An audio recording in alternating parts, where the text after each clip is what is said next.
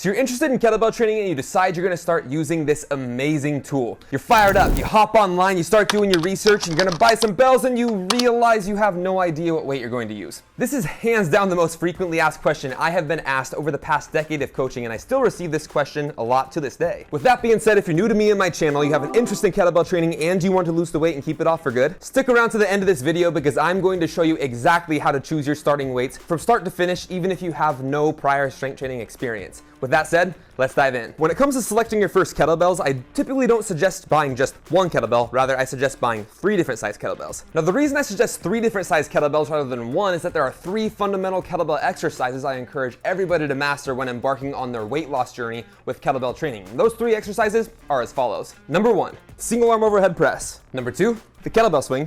And number 3, the goblet squat.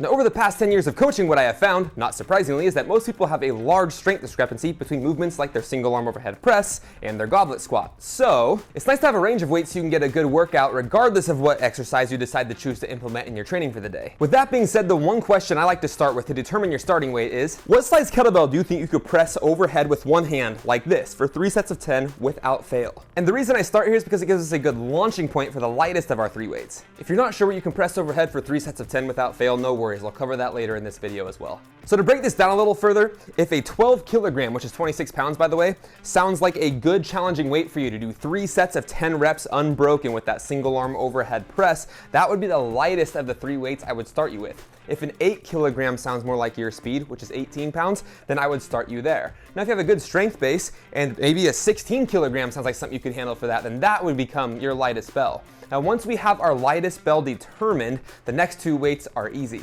Each kettlebell you choose after the first one should be 4 kilos heavier than the one previous, and I'll share the weight in pounds for you too. So for example, if your first weight is 12 kilograms, which is 26 pounds, then your next 2 weights would be 16 kilograms and 20 kilograms, which are 35 pounds and 44 pounds respectively. If that tip just blew your mind, smash that subscribe button and I'll teach you how to use these things. Now, if you're not sure what weight you can press overhead for 3 sets of 10 without fail, I have good news. I've been coaching with kettlebells so long at this point, I've actually seen a pattern in the most common starting weights for both men and women. With that said, the following weights are what I would suggest. For the ladies, the most common starting weights that I have seen successfully utilized over the past decade are 8 kilogram, 12 kilogram, and 16 kilogram, which are 18 pounds, 26 pounds, and 35 pounds respectively. Now for the gentlemen, the most common starting weights that I have seen successfully utilized over the past 10 years has been 12 kilogram, 16 kilogram, and 20 kilogram, which are 26 pounds, 35 pounds, and 44 pounds respectively. Now, just to reiterate why I like having 3 different size bells, what I often find is that the lightest weight is a great starting point for one of the 3 fundamental movements, which is your single arm overhead press. The middle weight tends to be a great starting point in the early stages of learning your kettlebell swing technique before graduating to the largest of the 3 kettlebells, which usually is a great starting point for most people to begin